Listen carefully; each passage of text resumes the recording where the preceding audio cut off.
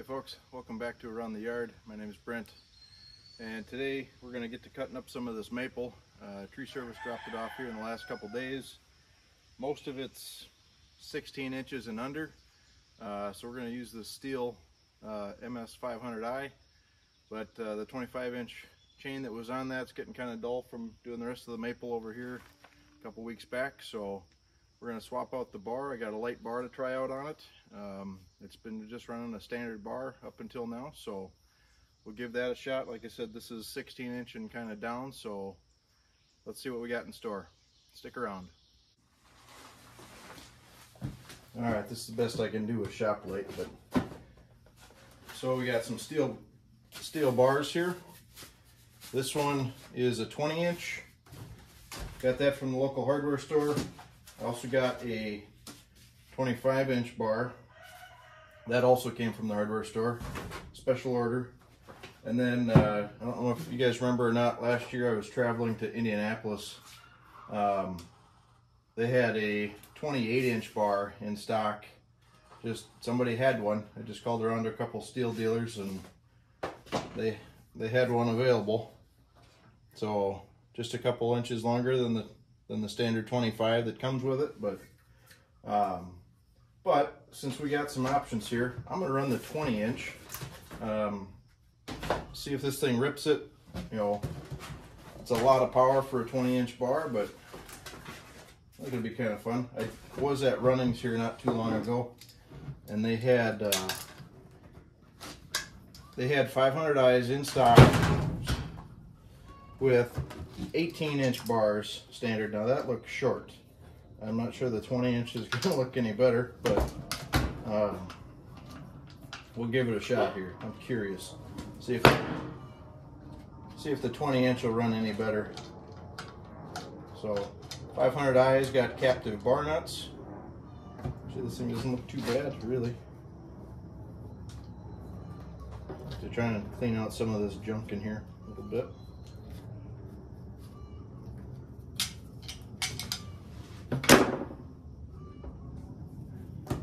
Let's see, just scratch.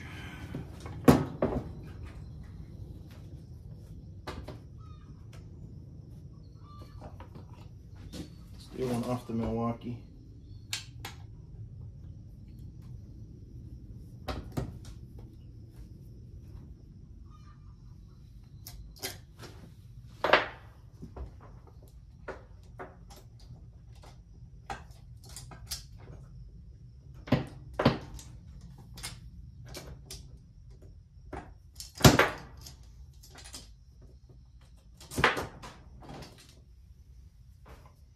Pretty heavy. All right. Okay, there's a 25-inch chain.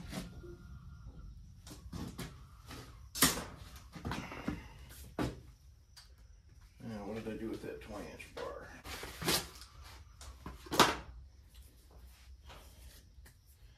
Stihl Roll-O-Matic ES Lake bar.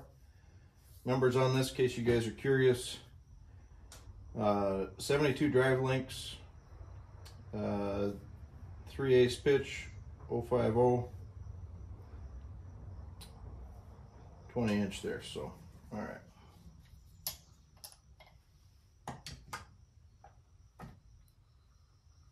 That looks short already. That'll be fun. 20.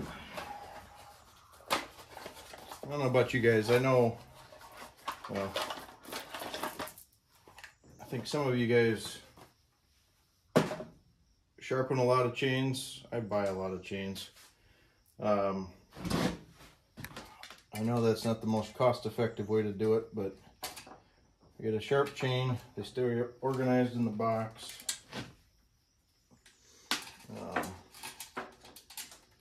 I've got high hopes one of these days I can learn how to use a sharpener. But right now I just don't have the time for it. Which is why I wind up, ouch, birds are sharp.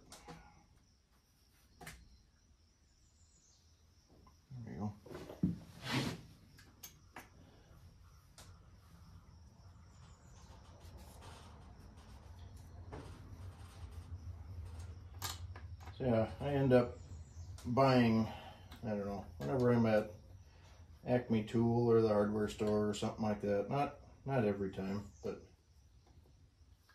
enough here that. What's going on here? What did I mess up?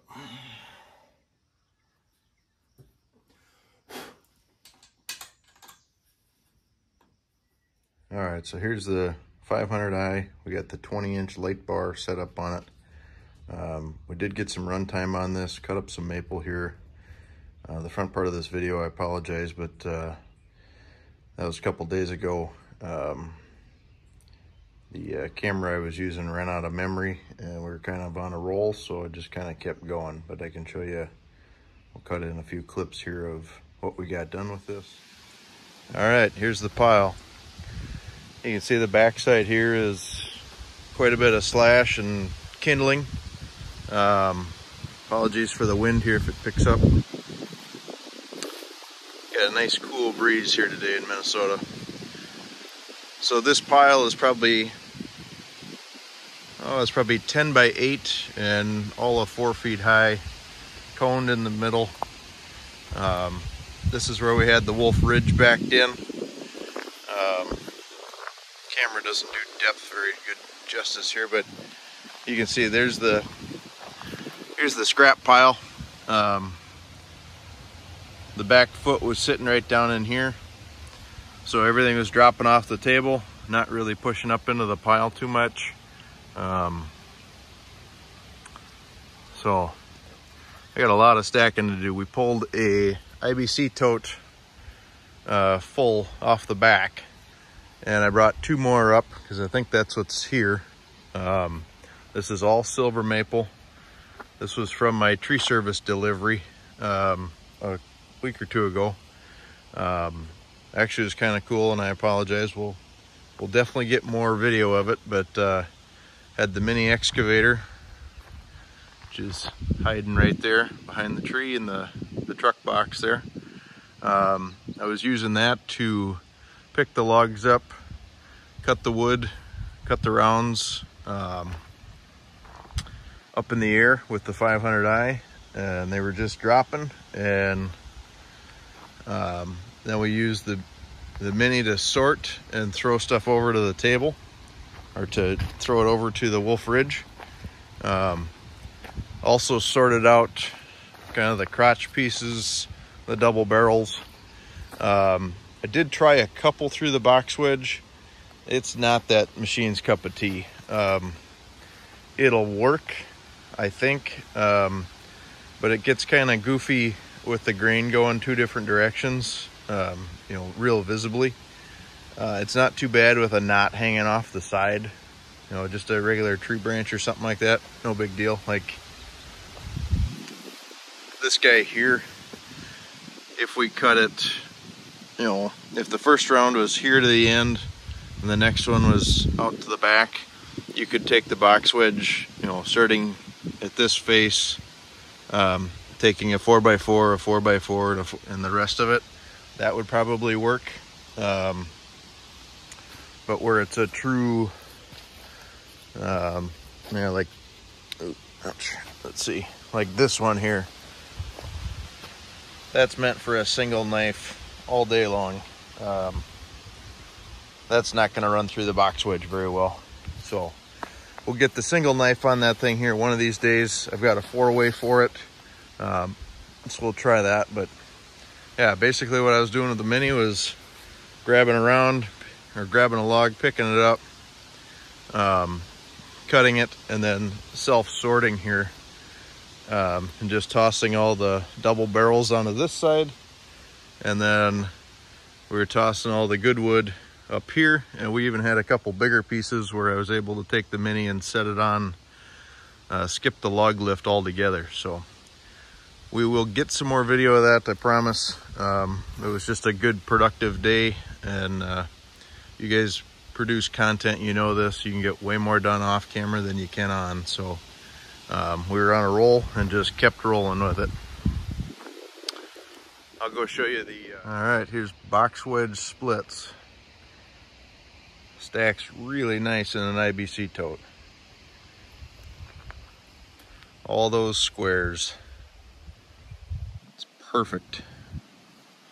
So this is the last tote we did. And so you got my 2 rows. This is a what is it, a 350 gallon tote. This is the bigger one. So this is probably a full third of a cord. I do stack a little bit down the middle. I don't know if you guys do this or not with your stuff, but some of the bigger kindling pieces and whatnot, I stuff in the middle. This was the first tote we did. So this was like hour 1 running the box wedge. So kind of learning it.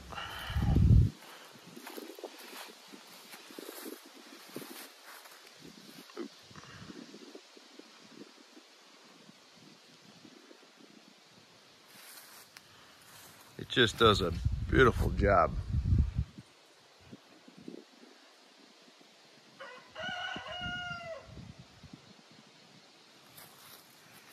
So there's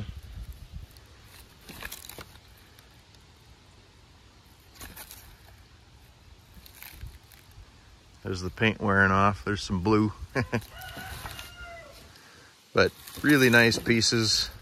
You know, that's kind of a 2x4 on this end, maybe a little heavy on this side with the bark. Then you get stuff like this. That's perfect, in my opinion, for bundle wood. Or even like this guy here. A little bark on, a nice little triangle.